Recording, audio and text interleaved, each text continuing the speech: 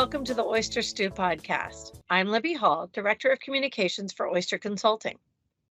The requirement for broker-dealers to provide to regulators their expense-sharing agreements is not new, but it still keeps coming up every year in FINRA's exam priorities. We've covered this topic in a few of our FINOP-related podcasts, so we thought we'd make it easier for everyone if all of the expense-sharing information from our experts was in one place. Join us today as Jeff Harpel and Clark Tucker, two of Oyster's FINOP consultants, discuss what is required and some of the finer points of creating expense-sharing agreements. Clark, let's get started with you. Always an exciting topic, I know, but to summarize, expense-sharing agreements are simply contracts from a parent provider company to a subsidiary or affiliate broker-dealer for commonly shared costs such as personnel that split time between two entities, or real estate, office space, and utilities and things like that. And Jeff mentioned cost drivers. These are not complicated. They should be very simple. Helps with the fair and reasonable aspect of this, that they be fairly determined and reasonably determined. You know, if you have an employee who is perhaps doing accounting in the parent company but spends 30% of his time in the subsidiary broker-dealer, you would want to properly charge the broker-dealer for its portion. And in this case, that driver would be time spent.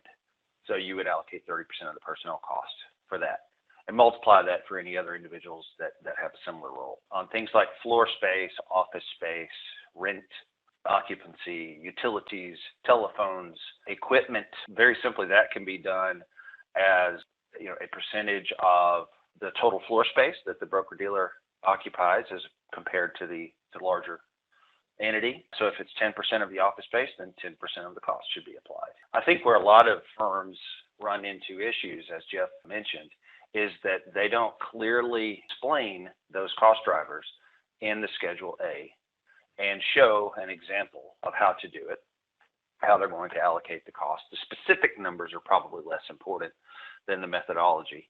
If the methodology is fair and reasonably determined, and then the outcome of the allocations, meaning that the charges are consistently applied month after month, most of the time firms don't have a problem with these agreements. They have to be properly executed, fairly determined, reasonable for the business, and then consistently applied. FINRA issued notice to members 0363, now 18 years ago.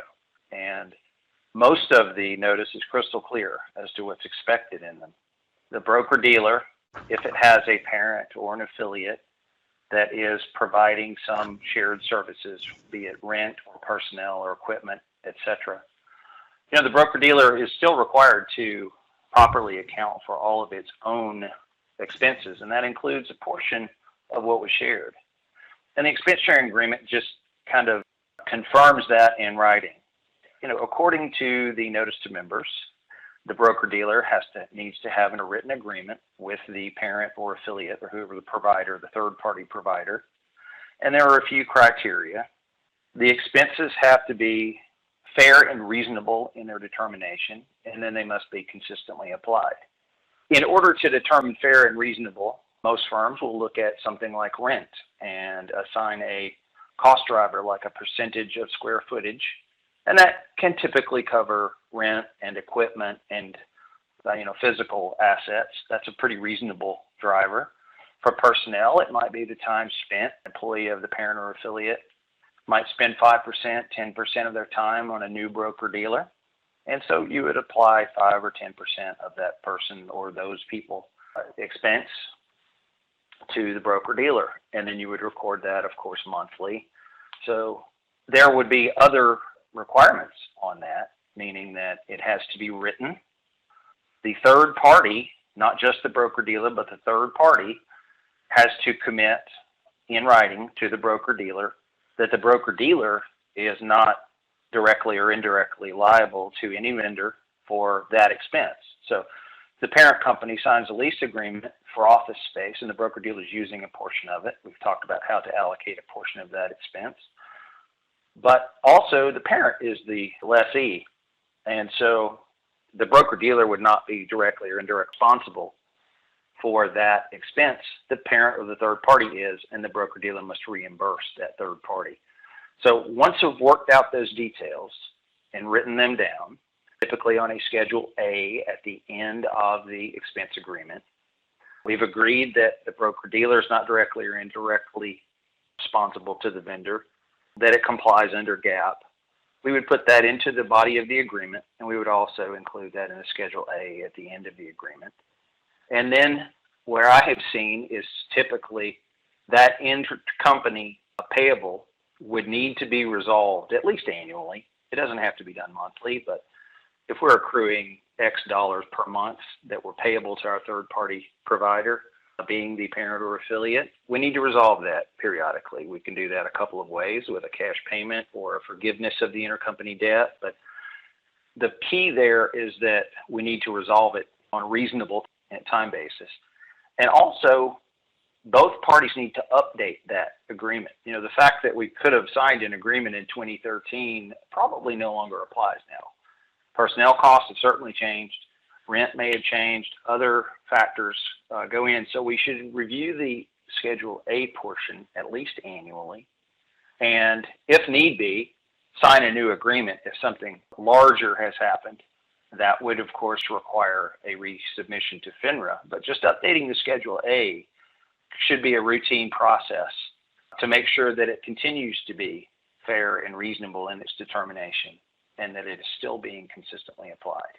With all of those things baked in, if you will, to the expense sharing agreement, firms shouldn't have a problem. Now, they can get more complex, but in most of the firms that we've seen, there's no real need to make it much more complex. With larger companies and larger accounting divisions, it can get more complicated with the drivers, et cetera. But for limited purpose firms or small firms, it really can be this simple. Let's just come to agreement on what the costs are. Let's establish drivers.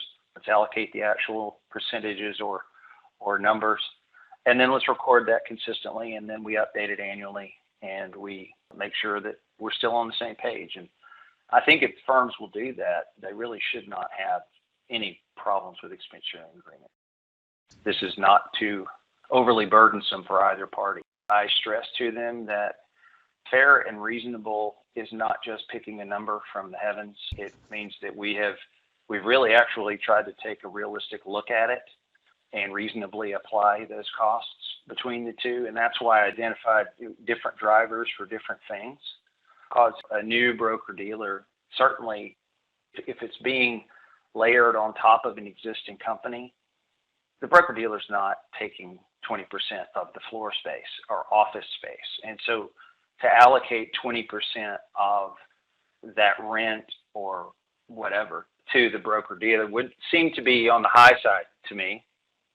Same with people.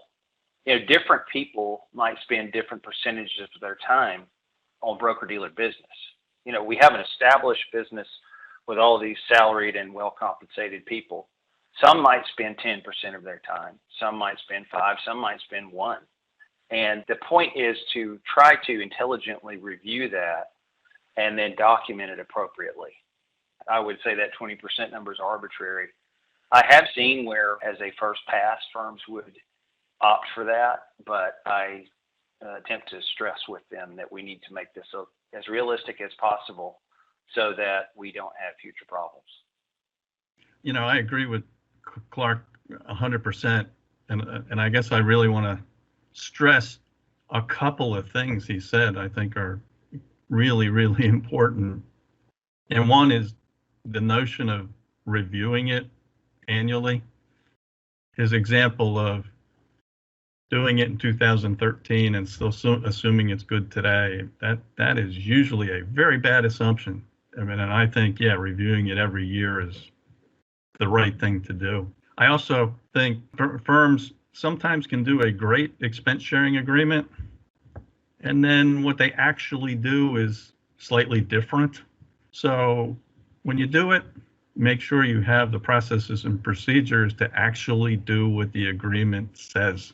I've seen that be a problem. And the same thing as Clark said with paying it off. They might say in the agreement, we're going to pay it monthly, and then don't.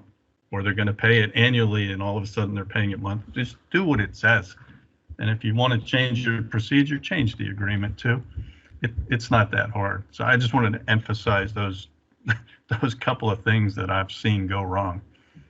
One other add-on that I would offer here related to expense sharing agreements is, depending on the capital needs of the broker-dealer, sometimes firms will settle up essentially paying the parent for its portion of costs on a monthly basis or a quarterly basis, and that's fine. That would be whatever is appropriate for those two entities in that unique situation.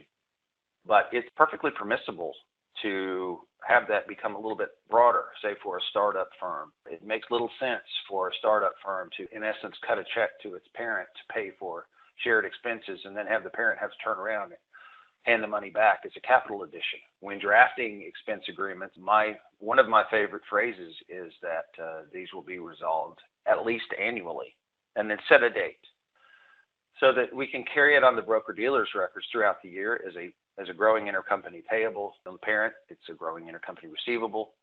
And then at the appropriate time, that those can be settled either by cutting a check if fortune favors us, or through a waiver of that intercompany debt, which also acts as a cashless capital contribution. The parent has that option as well, simply executing a memo. Just as long as Jeff mentioned, as long as the documentation is there and the trail is easy to follow, when we can easily see what is being allocated, how it is being determined, that it's being consistently applied, and that we're re-evaluating periodically to make sure that the numbers and the ratios and the drivers still apply and are still reasonable, and it's being consistently applied. And then at the end, that we're acting to resolve whatever amounts owed one way or another in a timely manner. Beyond that, it baffles me that firms still have issues with expense agreements. Thanks, everyone, for listening. If you'd like to learn more about our experts and how Oyster can help your firm, visit our website at oysterllc.com. And if you like what you heard today, follow us on whatever platform you listen to and give us a review. Reviews make it easier for people to find us. Have a great day.